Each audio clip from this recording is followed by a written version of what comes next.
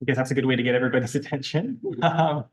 So hi, everybody. My name is Jordan, and I'm the Research Training Coordinator with the Office of Research Trainees. So welcome to the fourth installment, I think now? Third. Losing track of time. The third installment of the summer student summer research and training program offered by our office. So if anybody hasn't had a chance just yet, again, just a reminder to please fill out an attendance form to count this session and your attendance towards the certificate of program completion. There's a QR code here on the screen that you can scan, or if you prefer a paper copy, there's some over at the back by the door. Just lost the mouse. Get back here.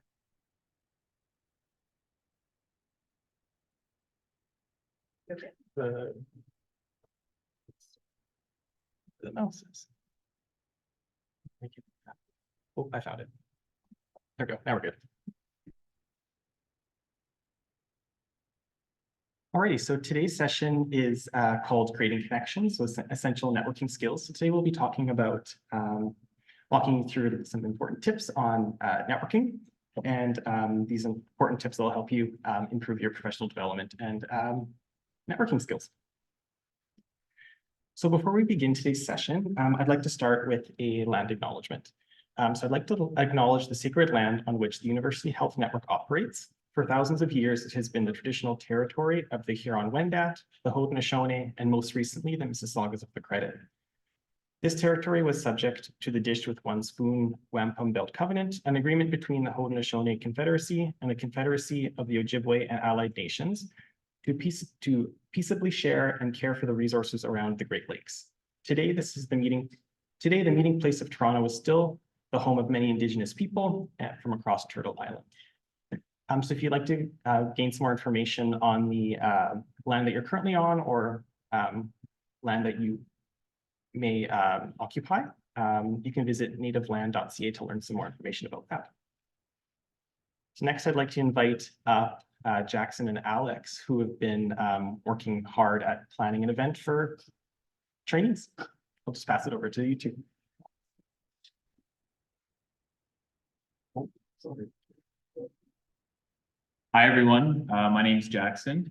I'm Alex.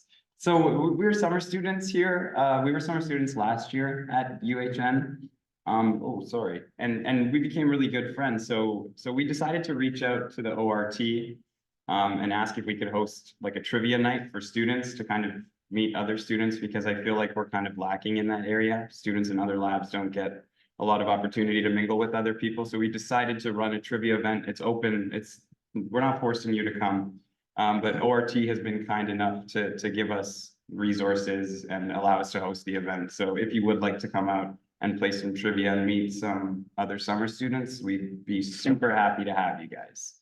Yeah. I don't know if Jackson has anything to add. Yeah, free pizza too. So, at least there's that. We think it'll be like a really fun thing to do for summer students and meeting people. So we really hope you guys register. Jordan, there's already an email sent out about it, but some of you might not have seen it. But Jordan's sending out another email probably next week. So watch out for that too if you miss registering, for it now, or you're thinking about it, you decide you want to register. So yeah, thanks everyone very much, and we hope to see a lot of you guys there. Thank you. It's 4th of July as well. So if anyone celebrates or wants to celebrate the 4th of July, like, I don't know, come out to the trivia thing too. So yeah, thank you. Oh, I thought it was stage.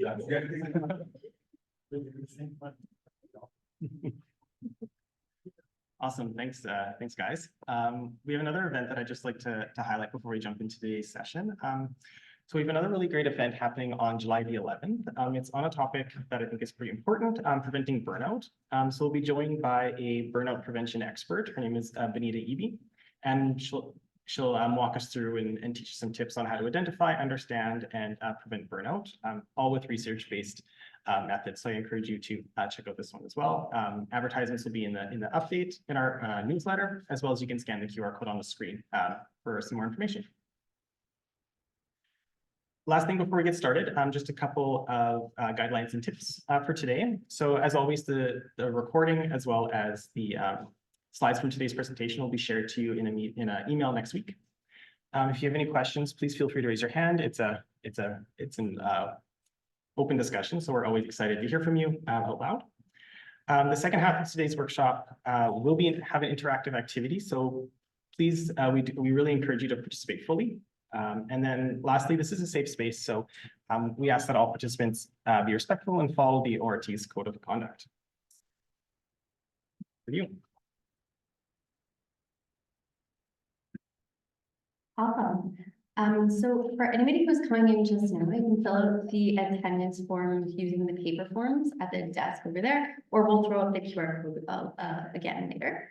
So I just want to get started. Obviously, today we're talking about networking, so I wanted to get started with a quick Slido poll. We're going to use Slido a bunch during this, so if you want to pull up Slido and have it ready, that would be great. So you can use the QR code, or go to slido.com and use the number 3528216. So here we're asking, how do you feel about networking?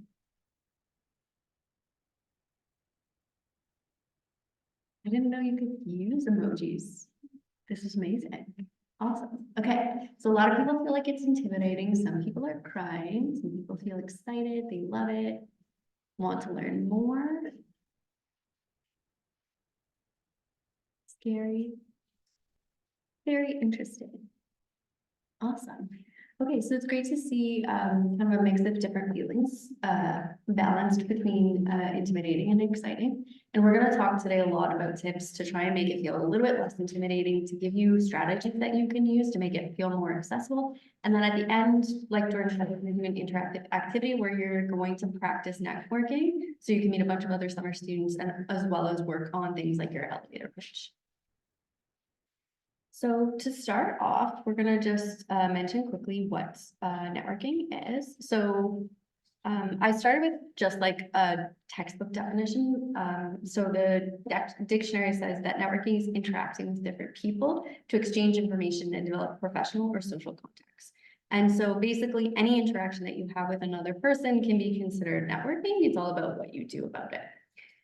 And so when a lot of people think of networking, they think about it as a one-way thing, that there's a person out there who has a job or can help you find a job, and you want to network with them and meet them to be able to get access to those things. But really, networking is important at all stages of your life, and it's really more about building relationships with people and letting those relationships grow over time, and then maybe at some point they'll have benefit to you, as well as you can have benefit to them. So there's lots of reasons why networking is important, and that it's important regardless of what career you want to have and what stage of your career you are. They can help provide advice and support. They can help you to explore different career options that you maybe never have heard of, or that you want to better understand the path to take to get there. Your network can also help you identify jobs or opportunities that are hidden. So there's a lot of jobs that either maybe you wouldn't have come across yourself, or that aren't publicly listed, so you would never know about it if it wasn't for your network. They can also be useful in finding jobs if you're at that stage where you're looking for jobs. Often people can share different jobs with you. And like I said, they can identify hidden jobs that you may not have heard of. And lastly, they can help you to introduce you to other people so that you can continue to expand your network. So I think here it's really important to stop and just say that we can't understate the importance of networking. Different studies show that between 60 to 85% of all jobs are found through networks. There's a lot of different data on this and a lot of variability, but overall it really shows that this is so important in every stage of your career if you're going to be looking for jobs. Networking is a key tool to have in your toolbox throughout your career. So your goals for networking will change over time. So we just want to have a quick poll of what are your goals right now for networking?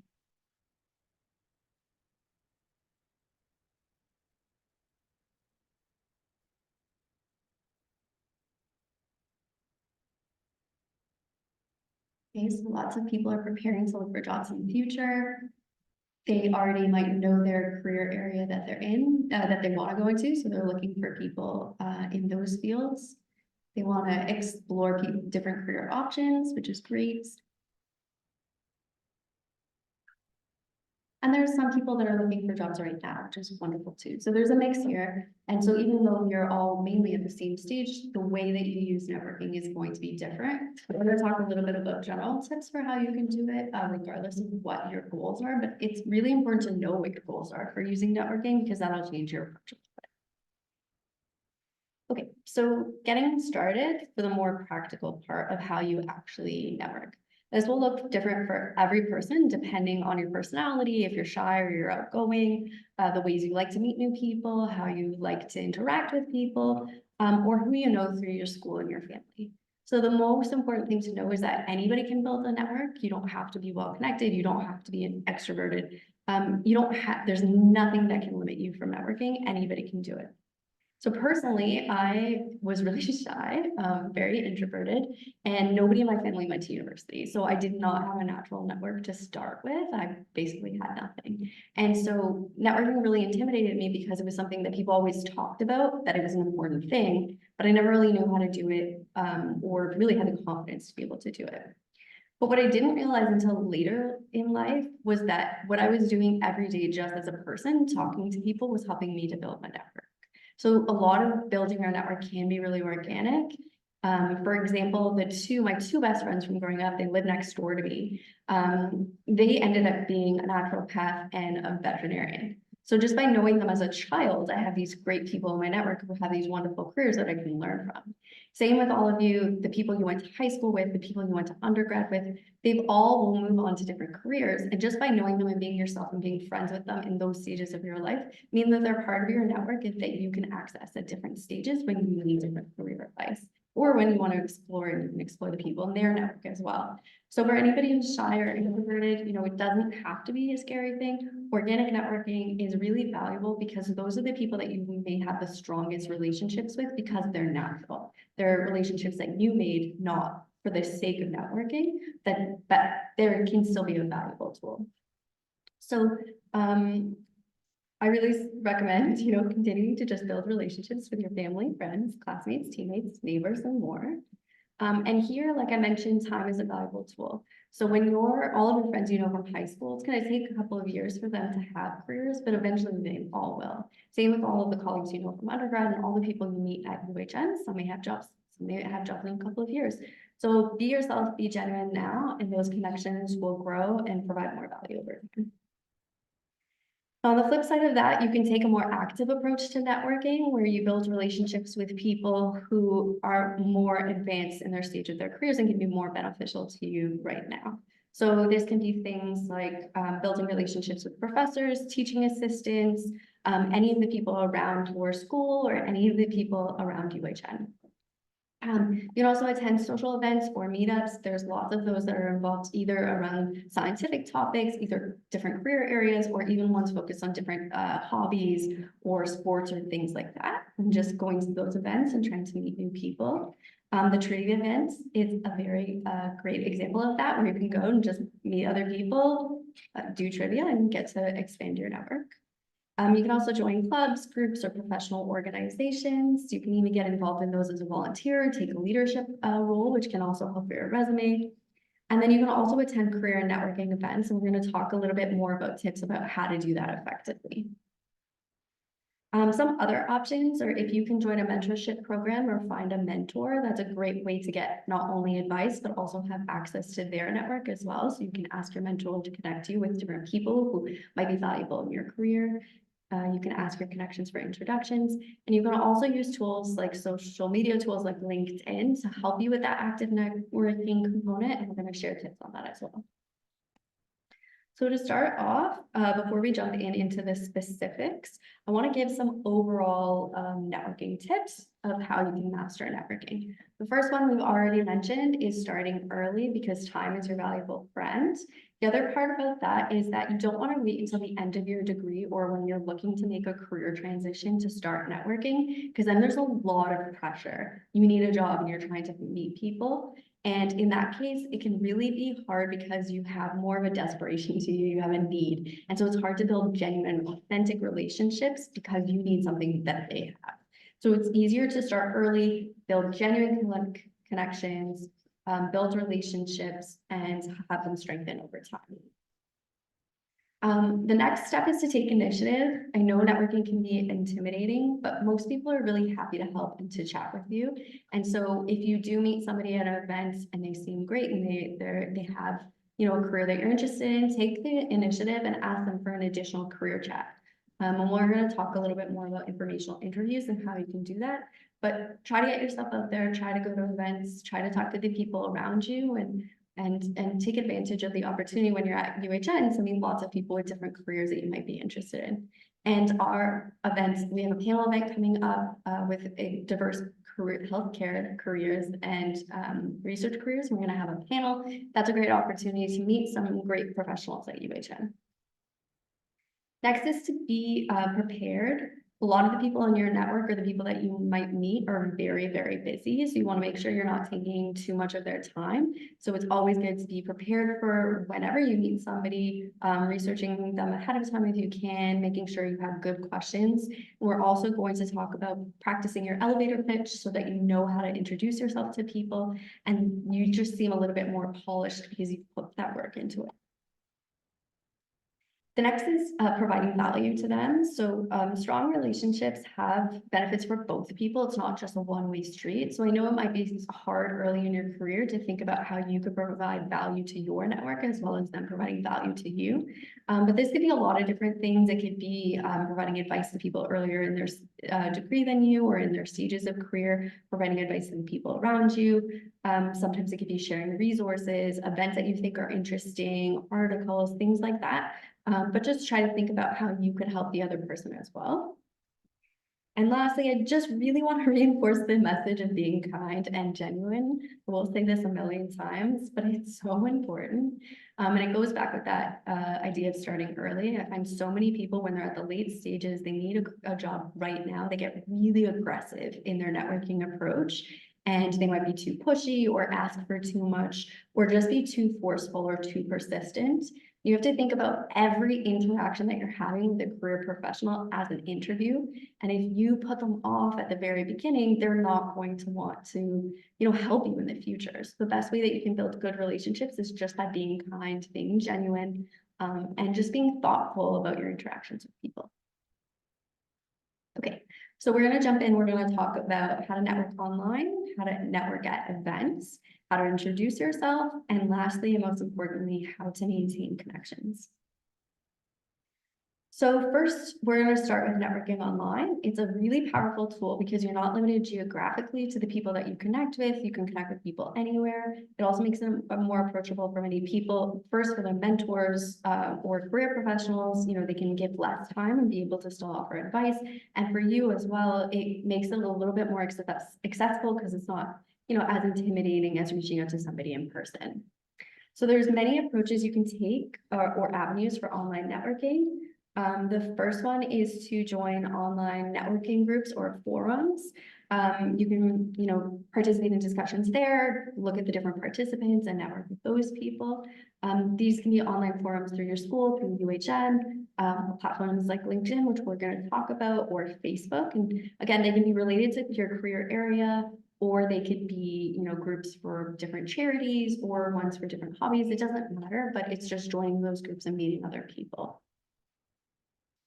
You can also attend virtual networking events, virtual career webinars, and all those kind of things, and connect with people. The strategies are pretty similar for meeting networking in person, except, might be in a breakout room instead of in a round table. So we'll give some tips for that later, but those can be valuable as well.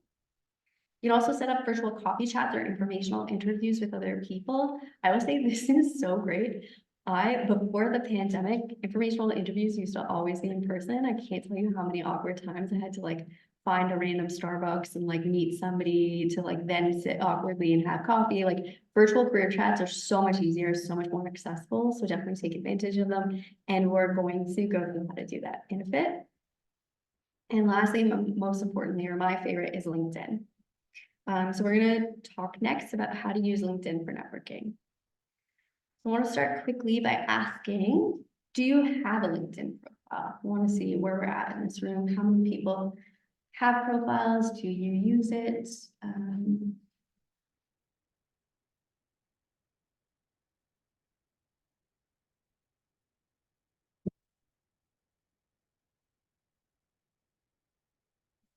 Well, it looks like a lot of you have profiles, which is great. A lot of the like grad school rooms I present to don't have, a lot of people aren't on LinkedIn, so we're all ahead of the game, which is great for many of you. I'll go quickly. I was gonna go through all of the steps of building a profile. I'll go through it quickly because a lot of you have profiles. We'll talk a little bit about tips of how you can maybe make it more complete or make it more effective. If you don't have a LinkedIn profile yet, hopefully I can convince you it's a powerful tool and you can start one soon. So for anybody who doesn't know, LinkedIn is a social media platform that is specifically designed for networking and career development. And so it's pretty much the only social media platform I use because it really is productive and it's a very powerful tool for making connections as well as staying connected to the people you know. I also used it a lot when I was figuring out what career I wanted to go into, as it's a great way to research different career paths. We're going to talk about that a bit later too. So I think it's helped me in so many different ways during my life. And so I hope that you find it helpful too. I also found my current job because of LinkedIn. So if you don't have a profile yet, I highly recommend just starting, jump in, start slow. It's something that can be kind of intimidating people. There's lots of sections to fill out, but I would just say start small, fill in some of the sections. It doesn't have to be perfect. You can start networking right away and improve it over time. It's like a resume. You're going to do many versions of it through your career. Every time something changes in your life, you're going to update it. So don't take too much pressure for it. Just build the sections over time. Lastly, I just want to mention, I'm only going to give tips for the free accounts, because I think the premium accounts are really expensive and I don't think they're worth it. So I think most of what you can do on LinkedIn, you can do without the premium account. Okay, so to start off the very basics, obviously you're going to start with your name. That one you should know. I include my PhD in my name as well, because I think it says something about me that I like. You can also include your pronunciation and your pronouns. I find that these are really helpful tools. If I'm going to meet somebody for the first time, I can look up their pronunciation and their pronouns to be aware of that going into the meeting and make sure I'm referring to them properly. Next up is your photo. I think this is pretty self-explanatory. You want to take a picture of just you. Don't try to use a selfie or crop yourself out of group photos. UHN has a lot of really great buildings with a lot of great backgrounds. So if you don't have a good profile picture that you like, I highly recommend getting a couple people together and taking pictures for each other, especially if you want to do this at the research day. There's some really nice bushes and stuff outside of Mars, or even in the lobby, there's a lot of brick walls and nice spaces. So that could be a great time when you're like kind of liking your outfit that you're wearing to research day to get a new profile picture. When you're taking a picture, you want to make sure that the photo is zoomed in so that your face is at least 60% of the circle. And lastly, many recruiters I've talked to have said that they prefer if your background is white or very plain. I think that's a personal preference, but I've heard it from many recruiters, so I've included it here. If you don't have a picture with a plain background, that's fine. It's really easy now with different tools like PowerPoint or the free version of I'm not sure if it's the free version of Canva, but Canva, you can do it, as well as other tools to be able to remove the background and just replace it with something more basic. Next up is your background photo. This can help your profile just look a little bit more complete and a little bit more branded. It says a little bit more about yourself. So in my background, I have the picture on the top left there. It's pictures of some agar art that I used to do in the lab, drawing with live microbes, letting them grow and showing pictures. I think it says something about me because I like science communication and I like microbes. So I thought that was a great background for me. If you're working in the lab and you have cool pictures of your research, like these fluorescent images on the bottom left, that's a cool option as well. Or if you want, the free version of Canva has lots of templates and free images that you can use to just create something simple. You can create something branded, like the one on the top right that has the person's name as well as their title. The sky's the limit of what you can do here, but you just want to put something to make it look a little bit more complete and tell a little bit more about yourself. Next up is the headline. So when you scroll on LinkedIn, the only thing you can see about different people's profiles is their picture and their headline. And so you want to make sure that your headline is informative enough that people will know who you are and will think to click it. And so you can see here, I have a couple of different titles. that I think, summarize me and my experiences.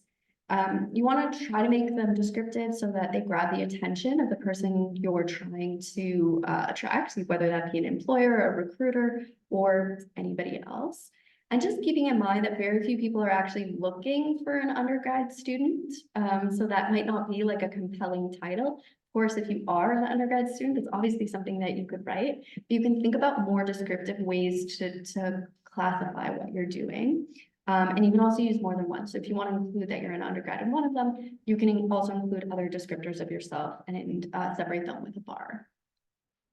So some examples of titles you could use is while you're working at UHN for the summer, you could write that you're a research assistant at UHN or the research institute that you're at, which is very descriptive and kind of tells them about your work experience. You can also include information about your major or research focus so people can know a little bit more about your expertise so that you could write you're a neuroscience major or researcher. If you have any volunteer leadership experience or positions, like you're the president of the Undergraduate Students Association or something like that, you can include that as well. Any kind of current position that you have, volunteer or work, you can include there. Another option that I've seen recommended is that you can highlight your marketable skills or your accomplishments. So anything that you think makes you unique and sells you compared to somebody else, something you could put in that title. Again, you always want it to be accurate, but you can put whatever information you want in there. So you can include things like if you're an expert in coding, in R and Python or whatever languages you use. If you're really good at writing, you could say that you're skilled in writing. For various audiences, that would be great, especially if you're looking for writing jobs or experiences. If you've won an award or a prize that's really prestigious and people might know the name of, you can include that as well. So anything that makes you stand out that would make somebody click your profile and look more. Next section is the about section. So if you already have a resume that has an objective section, this is kind of similar to that. You want to use this section to tell people a little bit more about yourself and summarize it in a really short way so that if they only read that part, they can know a little bit about you and what you're looking for. And so here you can introduce yourself, highlight any top accomplishments, skills, or interests, and you can include what you're looking for. So in a LinkedIn profile, if you're in your undergrad and you're looking to meet new people in different career stages, you could write that. You could say, I'm looking to build connections in the healthcare field, or I'm looking to explore career options in research. You could also write that you're looking for volunteer opportunities in X, Y, Z. You can make it very clear there what you're looking for and who you're hoping to connect with. Next is your experience section, and this is like the experiences section that you would have in your resume. So if you haven't completed a resume, that's great to have with you while you're filling this out so that you can keep track of all of your experiences. You'll be able to include work, volunteer, extracurricular experiences, and whatever you'd like. The great thing about LinkedIn is there's more room than a resume. You're not limited, so you actually can include even more than what you would have on your resume. It's really effective if you also include descriptions of those experiences, not just the name of them.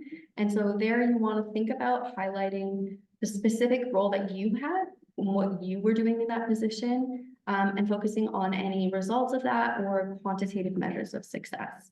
So for example, if for one of your jobs or volunteer experiences, you had to manage a social media account. You could describe what you did for those accounts, how you managed them, which ones you managed, things like that, and then use the level of engagement on those accounts as your measure of success. So you can comment on how many clicks or new followers or any kind of activity and use that engagement level as a measure of how successful you were at that job of running the social media accounts. And so that data can really help people to really understand your skills and understand what you're capable of accomplishing. You'll also include, obviously, the dates that you were in that position, and you can link to the company. So now that you have all of that profile built, you can start using your LinkedIn to build your network. And just like we started off before, you can start organically with your friends and family and start off simple, and then move forward to adding connections requests to people you know, like your classmates, your past and current coworkers, people you know from school, volunteer positions, extracurricular experiences. people you've met in the past, people you meet at meetings and events. This is something I do all the time when I'm in a meeting with somebody. I will always follow that up by adding them on LinkedIn after. When I go to events, I always add everybody I meet on LinkedIn after. It's a great way to stay connected to people and to learn more about them as you see their posts and things like that. Okay, so next is the harder part. We're going to talk about connecting with people you don't know. So how many of you have ever connected on LinkedIn with somebody that you don't know personally?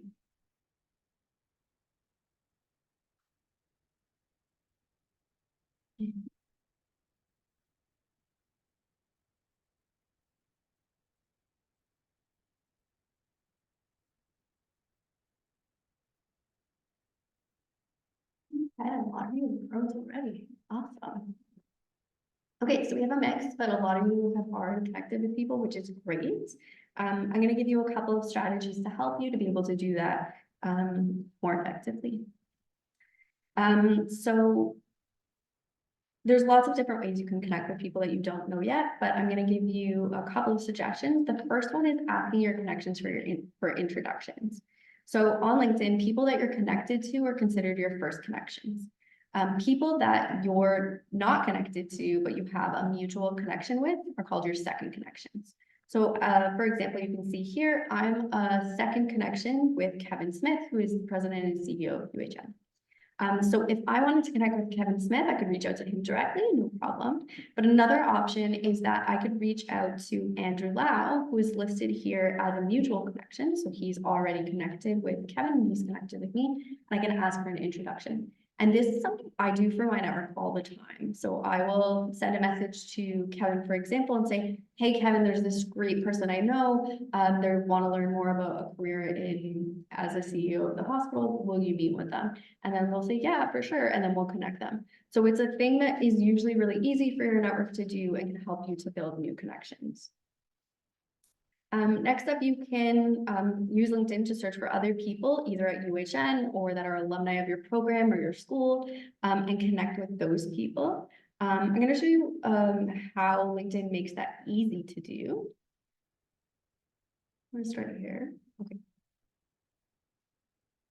Okay, so here we are. Oh, it's really hard to see. But first, you'll see on the side that LinkedIn already automatically recommends people that you should connect with. Wow, this is going really quick. I'm going to start over again.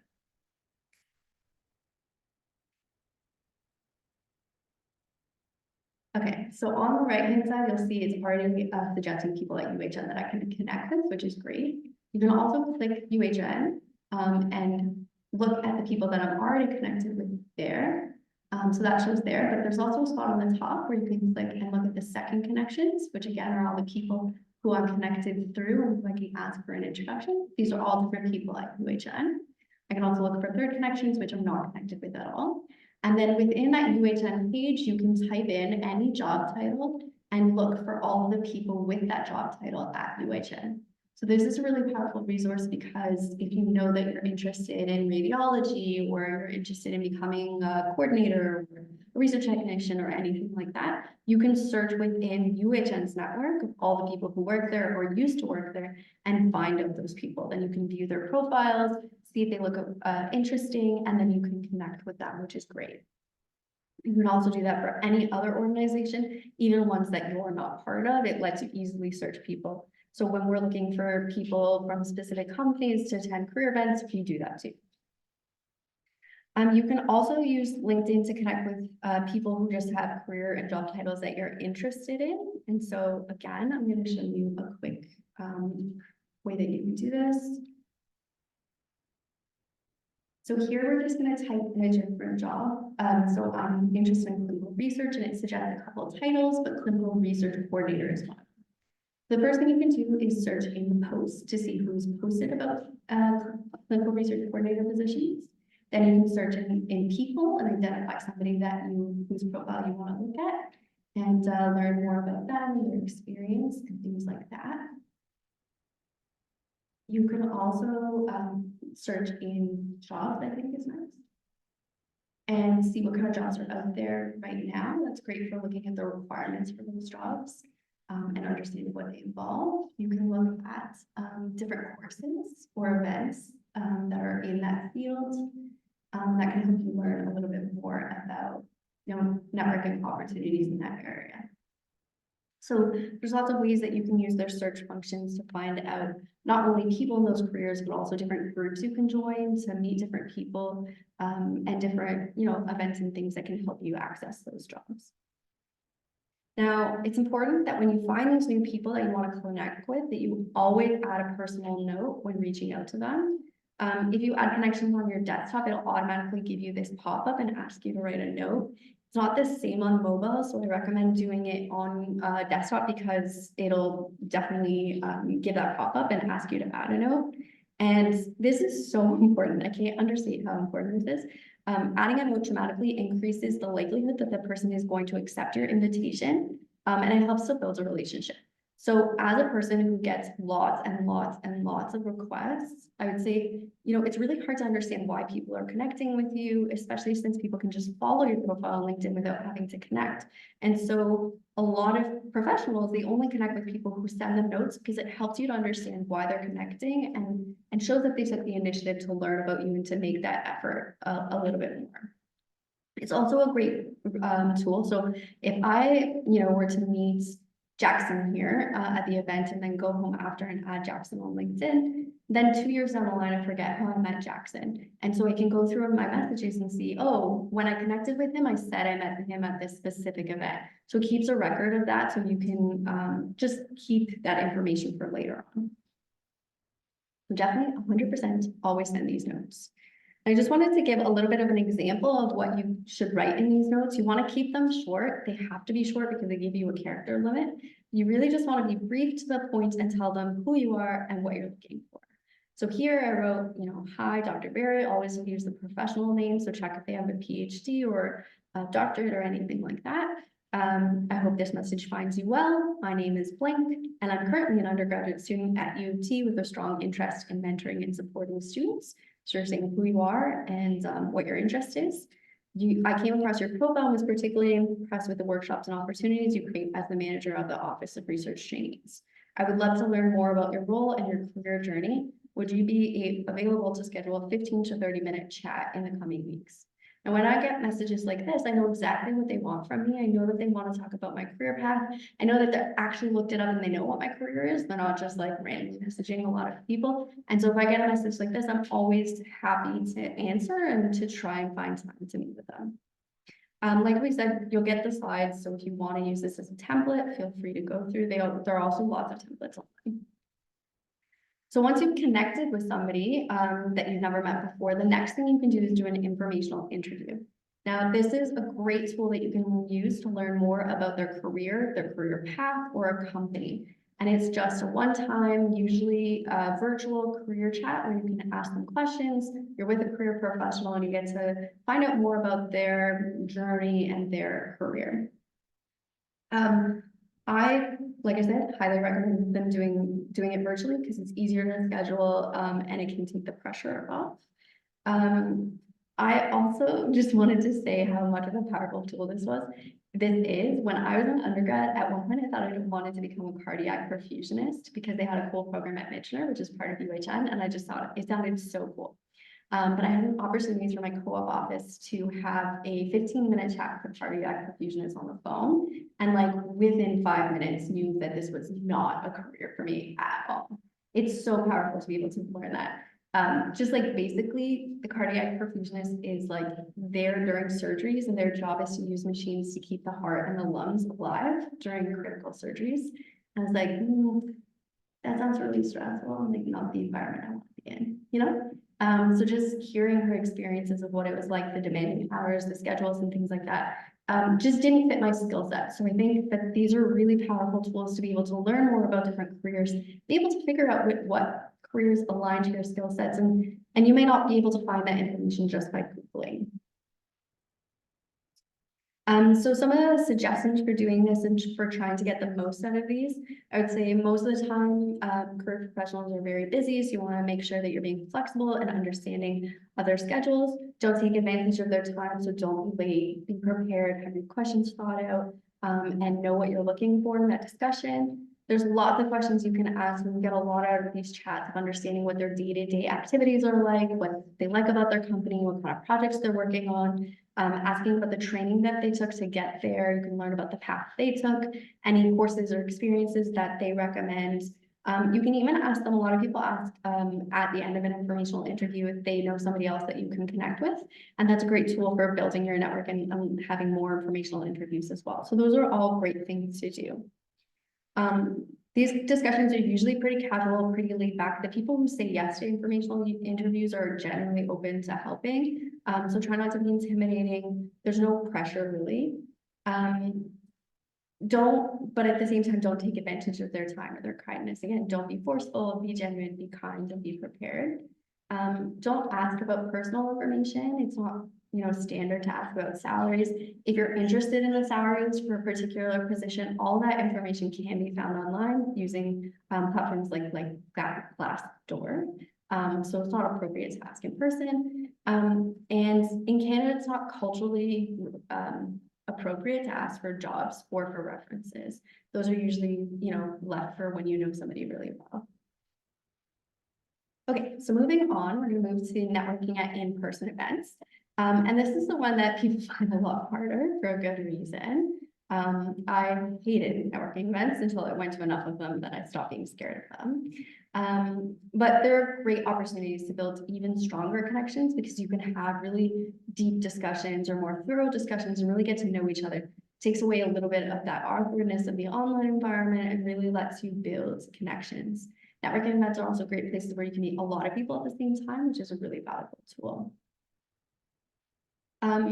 One of the things to remember here is that every person who goes to a networking event knows it's a networking event. So they're open to talking to you and giving you advice because they came there for that reason. So I feel like when I go to networking events and I'm at a booth and I'm just waiting for people to come talk to me. And so take advantage of that. People want to talk to you and share advice. And that's so much easier than running into them in the hallway or on the street or anywhere else at work when they're busy. So yeah, just take advantage of that opportunity. So just a couple of tips for in-person networking. The first one, I know I've already said be prepared like 6 times, but I'm going to say it again, be prepared. If you can find out the list of people who are attending ahead of time, it's really great to do your research, learn about all of the people that are going to attend, who you want to talk to, what company they're from, who's hosting the event, and think about, what you want to ask these people. If you can think of really good questions ahead of time, that will really set you apart from other people. Really good to make a goal or a plan of what you want to accomplish. If you're starting out at a first networking event, your goal could be to meet 2 people that you didn't know, and over time you can build stronger goals. Or maybe you want to make goals of the specific people that you want to talk to. I like doing that because there's never enough time at networking events. So if I know that there's one really important person that I want to talk to, I'll make sure to make that my goal and make sure to talk to them first. So again, being prepared and knowing who's there can help you navigate that. And then to make it easier for yourself, arrive early or plan to arrive early. This will give you a time to scope out the room, get a little bit more comfortable with your environment, but also grab people before they're too tired or before it gets too busy. So next, I have a question for you. Where do you think is the best place to stand, or who you think you should talk to? I'm going to give you a diagram here. You've arrived at the event. This is an example of what the room might look like. So the entrance is on the bottom right. The food table is on the top left. And there are various people either standing alone or in groups of 2 or 3 in different configurations. So what do you think? I'm not doing sliders so that you can still see the picture. Who has ideas? You can raise your hand. Or just, yeah. I think either the person who's alone or the 2 people that are not closed off, the 2 more open people, because it might be tempting to go to the food table, but then you'd be ambushing someone who's just trying to get something to eat, which is not as good. Okay, good. So the recommendation here for anybody who couldn't hear was to pick either the person standing alone or the people on the top right who are kind of more open in configuration because they might be more open to a discussion. Any other thoughts? That's the obvious answer, so that's good. You don't want to go to the people who are in like a tight discussion because they're having a clear conversation. If you try to butt in, it's gonna be more awkward and you're gonna have to interrupt people, which is kind of rude. So picking the people who are more open to a discussion are great. I've also though seen studies that show that standing by the bar or the food table is a good idea because it's a place where you can approach someone when they're alone and when they're, you know, coming back from getting a snack, they're happy. It's like an easy place to chill where people will come up to you casually. You don't want to stay near the door for sure. That's definitely not the place to go because people usually come in and they need to like unwind, take off their coats, get ready to network, or they might be, you know, thinking about what they left at home or anything like that. So you want to pick groups that are open, pick groups that are by themselves, or if you want to stand alone and have people come up to you, which is a great strategy as well, you can do that by standing at the food table. Anyways, just casual thoughts. But so you found the group that you want to enter, and now it's your time to introduce yourself. And to do this, you will use an elevator pitch. So it's great to have your elevator pitch prepared ahead of time so that you make sure that you get the important critical information out and that you seem polished and you know what you're trying to say before you meet career professionals at a networking event. So preparing this ahead of time and practicing will help you look more polished and professional and give a better appearance. It can also really help you if you're nervous because then you won't forget your name or what you do or anything like that. This is sometimes hard to think on the spot when you're nervous. So an elevator pitch is a short professional introduction. It's called an elevator pitch because it's meant to be the length of an elevator ride. So about 30 to 60 seconds, as if you ran into somebody in the elevator and you had to introduce yourself. The pitch should be tailored to your audience. And so, you know, if you're going to an event, a networking event, you'd use a different pitch than if you were running into somebody with an elevator. You want to think about what's relevant to them, what you want to get out of the conversation with them, as well as what kind of background information that they would need to understand. So, you know, if you're speaking to somebody in UHN, you're going to say something different than if they're not part of UHN. So for example, imagine that you're getting into an elevator one day and you see that the executive vice president of UHN research, Brad Waters, is there, Dr. Waters. He's a very friendly person. He is very nice and he loves to talk to different trainees and different people. So he says hi, and now you have the opportunity to introduce yourself to him.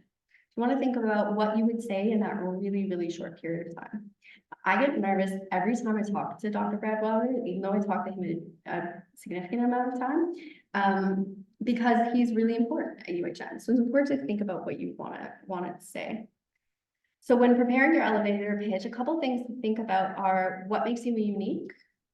What are you seeking from that person, or what kind of discussion do you want to have with them? What can you offer them? Again, we're thinking about that mutual benefit, as well as what do you want the person to remember you by? So what makes you unique and what do you want them to take from this conversation?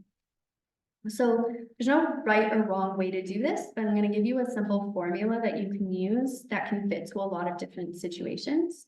The first part is including 1 or 2 sentences on your introduction. So this can be your name and who you are.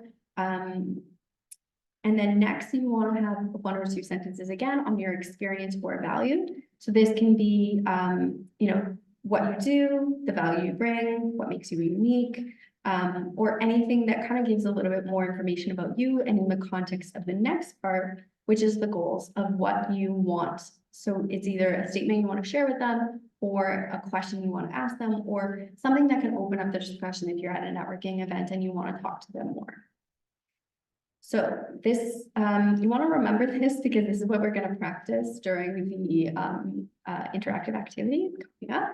But I want to give you some examples. So if I was getting into the elevator and I saw Dr. Brad Wouters, an example you could give, we're starting with your introduction. I could say, hi, my name is Amanda and I'm a summer student in Dr. Linda Penn's lab at Princess Margaret. Dr. Wouters knows Princess Margaret, obviously, and knows the PI's name, so that's relevant information you can share. I can include some of my experience or value by saying I'm working on a project with aims to better understand how MIC contributes to cancer progression. Dr. Waters is a cancer biologist, so he would understand that nomenclature, and he can kind of get a little bit more excited about what I'm working on.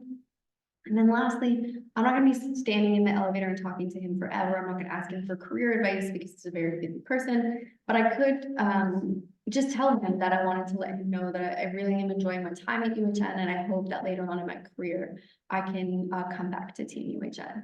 And that could be just like a really simple conversation that you can have with Dr. Weathers. If you were at a career professional, or you were talking to a career professional at an event, you could take a different approach where again, you would introduce yourself, your name and what program you're at, or if you're doing research and you want to mention that, that's great. But let's say it's somebody who's working in cancer oncology, you could tell them that you have a strong passion for cancer research and that you've been working in a research lab at Princess Margaret to help develop your cancer research skills. And then your goal for the conversation could be that you're currently exploring careers in cancer research and would love to hear more about their career path and how they got to their position.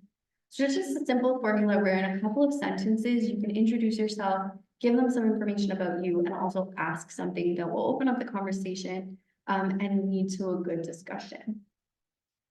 So now we want to continue that conversation now that we've introduced ourselves. And to do that, it's really useful to use open-ended questions. So you want to make sure that you're not asking them questions where you can they can give a 1 or 2 word answer, because that's going to really shut the conversation down. You want to try to ask more open-ended questions that will allow them to explain more. So for example, instead of asking, what do you do? Which is something you could maybe find on Google, or you might have looked up on their name tag, or you could have looked up ahead of time, and then they just tell you the title and that's it. You'd ask, what was your journey to their current position? Some other examples of what you can do are ask what a typical day looks like, what their favorite part of their job is, or what kinds of projects they're working on right now. So that gives you an opportunity to learn more details about the company and about them and about their position, and really lead it into a good discussion. It can also be great to really incorporate that research that you did ahead of time before the session and ask really good questions and showcase your knowledge of either what you learned about them or about the company or their field. And so this can really be a good way to impress people because it shows that you have an understanding and sets you apart from other people. So for example, you could say, if you look up ahead of time and you saw that they worked at Google before they came to their current position, you could ask them about that, ask them about their experience there, and ask how they made that transition. And again, you were showcasing that you learned about them ahead of time, you took the interest to learn about their path, and that way they'll also not give you just basic information. Another thing you can do, which I've seen a lot, is if you're really interested in that field or that company, you can learn about their new projects, their products that they have, their discoveries, a piece of news from their LinkedIn page. It doesn't take much to learn about something that you can ask. So you can ask, I saw recently that you just got $200 million from the Canadian government. Like, congratulations. What is the company planning to do with that? And again, it's just a great way to show that you took the initiative, show that you put the effort in, and to have a deeper discussion beyond just the basics. Okay, so now you've met this person, the conversation is going well, and you can maintain that conversation by being genuine, curious, and engaged in the conversation. Let them lead the conversation, but just, try to be curious in what they're saying. Actively listen to what they're saying. You can tell when you're talking to somebody and they're just like thinking about their next question and they're not listening to the answer you're giving. You want to show that you're actively listening by just actually listening to them, giving them time to talk. Don't cut them off.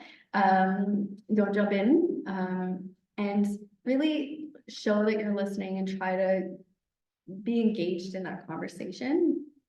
The more you listen, the more you'll be able to ask relevant questions based off of the things that they say.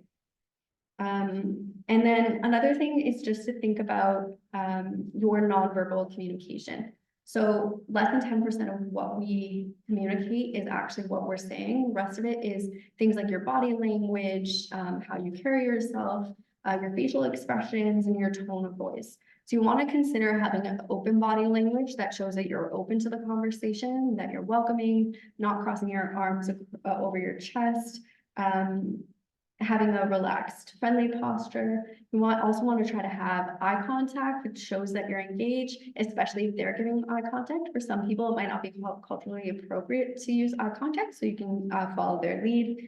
Also for things like handshakes, post-COVID, I don't really go in for handshakes with people because kind of got used to not doing that. But if somebody else goes in for a handshake, you can consider whether that feels comfortable. So mirroring their body language and taking cues from them.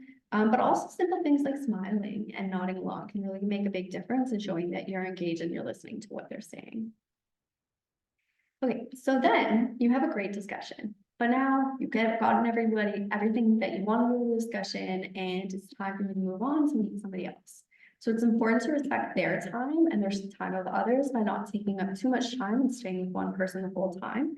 So after you finish talking with them, just say thank you them for their time, thank them for their advice, and then you can ask if you can stay connected. This is a really great tool that not a lot of people do, but it simply just takes asking somebody, can we stay connected? They'll either give you their business card, which will have their email address on it, or you can ask if, can you connect with them on LinkedIn? Again, this increases the chances of them actually accepting your connection on LinkedIn because you talked about it, because you've had a conversation about it. You'll also find out the best way of contacting that way. So some people don't use LinkedIn, or they might have a profile but don't use it often, so they might offer their email address or their phone number instead. Next, all you do is gracefully exit the conversation. And the best thing I like to do after that is kind of walk to the corner and take notes down either on my phone or on a piece of paper about what we talked about, who they are, what I learned from them, and their experiences. And this is really important, not just for remembering the things you learned from them, but to use as you follow up in conversations with them. Which is next. So to maintain that connection that you made, it's important to follow up with them within 24 to 48 hours. This can be either by sending an email or adding them on LinkedIn and sending a message if that's what they prefer. I've heard from so many career professionals that they're so surprised that people don't do this more. And I would say I 100% agree. I'll go to a networking event, meet like 50 people, and like 3 will add me on LinkedIn after. So it's something that you can do to really, really set yourself apart, as well as maintain that connection over time. In that follow-up email, you want to thank them for any advice and the time that they gave to talking to you. But also if you can reference something specific from that conversation, that will make your message more memorable and more personal. So if they gave you any advice, or if there was a part of their career path that particularly resonated with you, or if they helped you see that you were interested in that career area, those are things that are really nice to write in that. It makes them feel good too, because they understand that they provided value to you, and it just helps build that relationship a little bit more. Another thing you can do in these messages is ask for another follow-up chat. So you can ask for an informational interview, which is a common ask that people give after, or you can ask them for another connection, which we talked about before is a great tool as well. Now, after you've followed up, a couple months will go by and you'll not have talked to them. And so the hardest thing to do is really to maintain those connections over time. And the best thing to do here is to just try to keep in touch with them like you would a distant friend. So checking in with them periodically, just, giving them updates on, you can say happy holidays, you can tell them what's going on in your life or your career when you graduate your undergrad, or you have more questions, or you need more advice, you can go to them again. And I'll say I have a handful of students who have done this that I've met at networking events, and there's like 3 of them who do it often, and they're the only ones that I remember. So when I have an opportunity that comes up, I'm more likely to send it to them because I actually remember them because they keep in touch with me. I don't remember the 50 other people I met that I never saw again. So it can be a really great tool, especially for somebody like me who needs a lot of students. It's hard for me to keep track. So if you actually follow up and we have multiple conversations, then I'm more likely to remember you and we'll have that better relationship. As we mentioned before, you can try to offer value to them to build reciprocal relationships. This can be sending resources or articles, events that you think they might be interested in. I've had students recommend connections that they think that people that I should be connected with, which is great, just things like that. I think LinkedIn is the best for maintaining your network easily. I like it personally over anything else because I've learned the hard way. I've had really great informational interviews with people who have only had their email for, and then they've changed jobs, and then you no longer are able to contact them. So being connected on LinkedIn means no matter where they go, you can still be connected with them. You can reach out anytime. So it's a great way to maintain your network over time. To maintain your network, the easiest thing to do is just engage with their content. Every time you comment on their posts or things like that, they'll remember you. You can, same as we mentioned before, send them short messages for things like updates. LinkedIn will tell you when it's their birthday. If they include that on the post, you can reach out to them for that as well. And I love it for congratulating people when they have career updates. So you can see when they have promotions and things like that. And the last thing we're going to mention is that LinkedIn is really great for maintaining your network by being active on LinkedIn. Very few people actually make content on LinkedIn. So if you make posts yourself, you'll get a lot of activity and people will see what you're doing. I love when I see students from past summers go on to win awards or get cool jobs. It's great for me to see and I love it. So you can post about highlights of events or opportunities you've been to. Again, research day is a great one. After you present at research day, you can take a picture of yourself at the poster and post about the highlights of who you met. If you went to a different event and you met people, you can tag the people that you met at that networking event in that post. You can tag the organizers. That helps you build relationships with them as well. And then updates or awards you've won, articles that you've read or enjoyed, anything that you can think of that is professional, you can do that on your LinkedIn to just, again, remind people of you. Okay, that's the end of that. We have a couple of minutes for questions and then we'll move on to the activity. Any questions? Either you can put them on LinkedIn or you can raise your hand.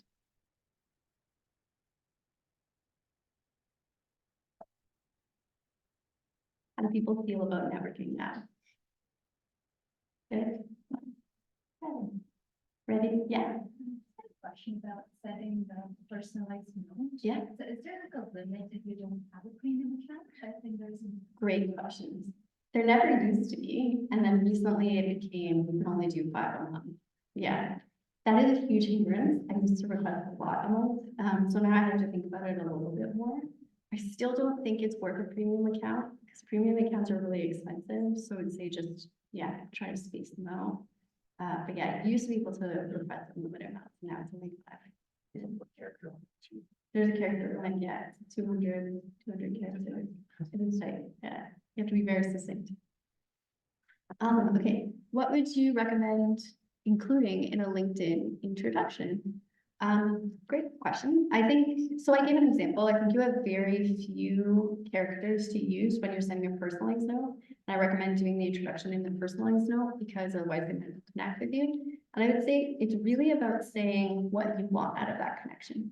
So your background doesn't really matter as much, something to introduce you, but also give context for why they're reaching out. So if you're interested in reaching out to them because you want a connection to somebody else, then say that, or things like that. I get people reach out to me all the time to ask for career advice, which is great, or because they saw a job posting that I posted and they want to hear more about it.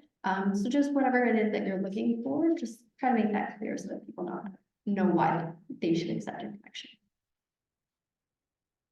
Okay, we'll leave it at that so that there's enough time for the activity. If you have any questions after, please just come ask me, or you can also email us at any point in time.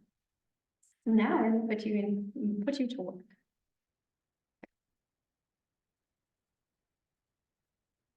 So now we're going to test out doing our elevator pitches in the style that we were just presenting to you.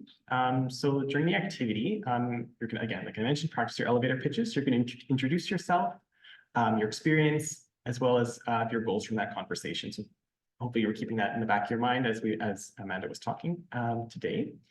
So you'll be in groups of 2, and you'll have 3 minutes to give your elevator pitches to each other. If you get through your elevator pitches, keep talking, keep those conversations going. It's always great, really great practice. Before we jump into it, I'm just going to explain a little bit how the setup's going to work, and then we'll be here to guide you as you're moving from group to group. So essentially, you'll just be sitting face to face to each other. So we'll be doing that by just arranging the chairs. So I'll just talk about it in the first 2 rows, and we'll probably have to go back some rows because it looks like there'll be enough people to fill up more than the first. So essentially what we'll be doing is we'll be just flipping the first row of chairs around. So you're, again, sitting face to face, one person back to the screen, other person sitting in the same orientation that you are now. And then you'll be sitting with, there'll be a person, and then there'll be an empty chair and then another person. So you'll be just leaving a chair open in between, just so you have some space. And then every round, the person with their back to the screen will be moving left. So the left side of the room, you'll be facing, this will be on your left, and then you'll just be moving over every 3 minutes. So I hope that was clear. We'll help guide you and direct you as you're sitting down just to make sure everything runs nice and smoothly. So if you want to start standing up and making groups, and we'll go from there.